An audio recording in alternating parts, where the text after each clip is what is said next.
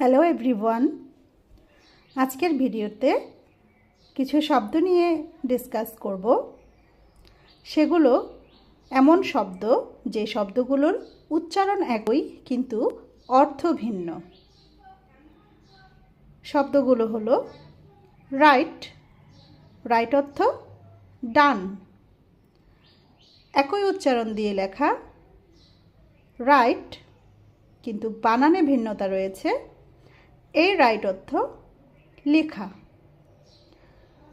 এরপর আছে no, no অর্থ জানা, আবার নো অর্থ না।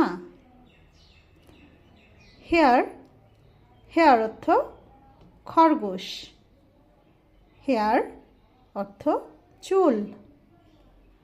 বাই, বাই অর্থ কেনা, আবার বাই, বাই অর্থ কাছে, পাশে অথবা দ্বারা।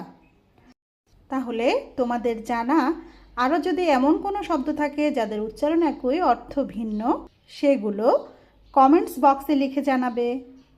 ধন্যবাদ সবাইকে।